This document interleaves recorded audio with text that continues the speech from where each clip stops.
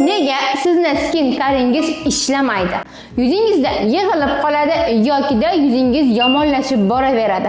Boshqa qizlar esa uchtagina mahsulotdan foydalanadi va yuzlari ideal holatda ko'rinishga ega bo'ladi. Boshqa qizda esa polni uhod bo'lib, polni polkasi uhodlari bo'lib, juda ham ko'p bo'lsa ham, lekin unday natija bermaydi. Ko'pincha muammo kosmetikada emas, muammo skin caringizdan noto'g'ri foydalanganingizdadir. Hammaga assalomu alaykum. Siz Comix.uz kanaldasiz va bugun men sizlarga skin care mahsulotlaringizni qanday qilib to'g'ri foydalanishingiz kerakligini ko'rsataman.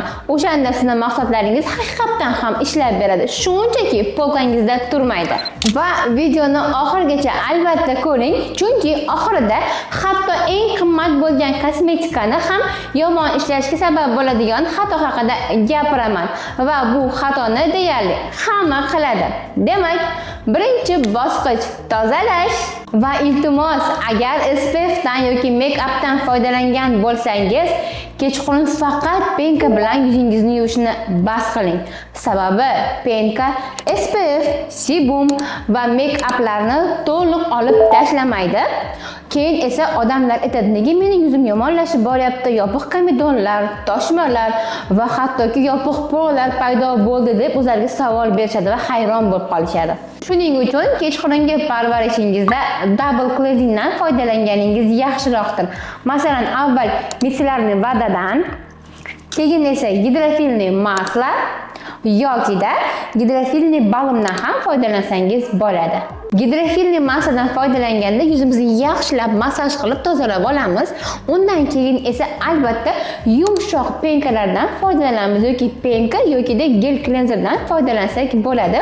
Chunki gidrofilni maslani yaxshilab yuvib tashlamasak, yuzimizda porolarimiz tiqilib qoladi va yopilib qoladi va yuzimizda har xil toshmalar toshib paydo bo'ladi. Ertalab esa hammasi ancha osongina yumshoq penkani o'zida yuzingizni yuvsangiz yetadi. Agarda teringiz juda ham quruq va sezgir bo'lsa, ba'zan oddiy suvni o'zi ham kifoya bo'ladi. Va mana shu ma'lumotni aytib o'tib ketmoqchiman. Eng muhim tushuncha bu. Agar teringiz g'ijir-g'ijir bo'lib toza hisi bo'layotgan bo'lsa, bu tozalik hisi emas. Bu balki sizning teringizni bayragi buzilgan bo'ladi. Ayniqsa O'zbekistonda issiq havo va konditsionerdan ko'p foydalanganligimiz uchun ham yuzimiz juda ham suvsizlanib turgan bo'ladi. Endi esa eng muhim joyi skin care ketma-ketligi. Aslida hammasi juda ham oddiy. Qoidani eslab qolishga harakat qiling. Eng yengil teksturadan eng quyuq teksturagacha.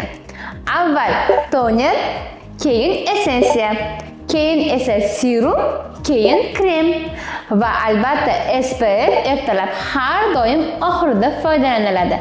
Va yo'q, bu degani hammasini 1 minutda o'zida yuzga surib qo'yishingiz kerak degani emas. Juda ko'pchilik skin care formulasini bir tezligida surtishadi. Toner, serum, krem, SPF hammasini yarim minut o'zida surib olishadi. Keyin esa nega mahsulotlar yuzimda yaxshi yotmayapti, yig'ilib qoladi deb o'ziga hayron bo'lib savol berishadi. Chunki teringiz hech narsani shimishga ham ulgurmaydi va hattoki his etmaydi. Ayniqsa juda ham ko'p eshitganman, ko'p qizlardan ertalab bo'yanayotganda, ishga ketayotganda juda ham shoshishadi. Tez-tez serumni ustidan qalin kremni, SPF, makiyaj uchun bazani surib chiqib ketishadi. Qizlar bu umuman mumkin emas, sababi surgan mahsulotingiz hech qanaqani yuziga ta'sir qilmaydi, SPF ham ishlamaydi. Sababi har bitta surgan mahsulotingiz orasida kamida 6-7 minut tanaffus bo'lishi kerak. Ana o'shanda yuzingiz surayotgan mahsulotlarni his etadi va shimiladi va SPF ham himoyasi ishlab beradi. Endi esa eng muhim nuqtasi aktiv komponentlar haqida gaplashamiz. Retinol, kislotalar va vitamin C bu mahsulotlar siz xohlagan paytingizda, xohlaganingizda suradigan mahsulotlar emas. Aytgancha, men hozirgi kunda Dr. Alter brendidan retinolli eye kremidan foydalanib kelyapman. Ushbu mahsulot mimik ajinlarga va ko'z atrofidagi mayda ajinlarga zo'r ishlab berar ekan. Buni yaxshi tarafi shundaki, menga yoqqani o'zini suradigan tayyor rollari bor. Massaj qilib suraverasiz. Lekin ko'pchilik qiladigan xato aktivlarni nam teriga surtishingizdir. Shu sababli yuzingiz juda ham sezgir va yallig'lanishingiz ko'payishi mumkin. Shuning uchun retinol, vitamin C kislotalarini har doim quruq teriga surtishga harakat qiling. Yana bitta xato, ideal teri uchun hamma narsani ham aralashtirib foydalanish kerak emas. Kislotalar, retinol, vitamin C va piling bularni hammasini bir kunda qilmang. Sababi keyin esa yuz teringizda qurishlar, sezgirlik va hattoki yallig'lanishlar ham paydo bo'lishi mumkin. Yaxshisi bitta ikkita aktivni tanlab, ularni to'g'ri ishlatganingiz ma'quldir. Masalan, ertalab vitamin C, kechqurun esa retinol yoki-da kislotalarni bir kunda foydalaning, retinolni esa boshqa kunda foydalansangiz ham bo'ladi. Va endi skincare-ning eng kam baholanadigan qismi kremlar. Hatto yog'li teriga ham krem kerakdir.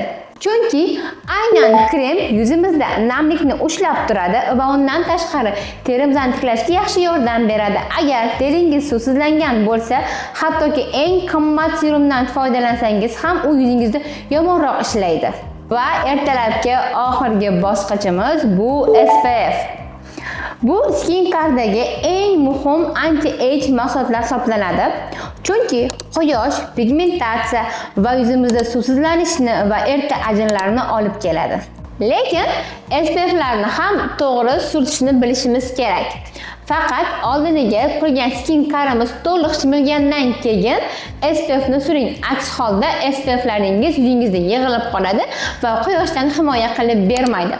Va eng muhim joyi, yaxshi skincare bu eng qimmatbaho krem emas yoki millionta bo'lgan mahsulot ham emas, balki bu o'z teringizni tushunishingiz va mahsulotlarni to'g'ri surtishingiz va muntazamlikdir va to'g'ri tanlashingizdadir. Endi kommentariyada faqat rostini yozing.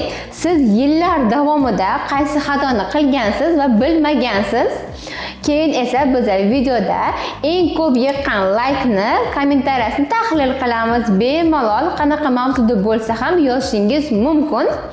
Agar video foydali bo'lgan bo'lsa, albatta bizga like bosing va bizni kanalimizga podpisatsiya bo'lib qo'ying. Albatta bu Komiks.uz'ni rivojlanishiga juda ham yordam bergan bo'lasiz. Hammaga xayr, keyingi videoda ko'rishguncha.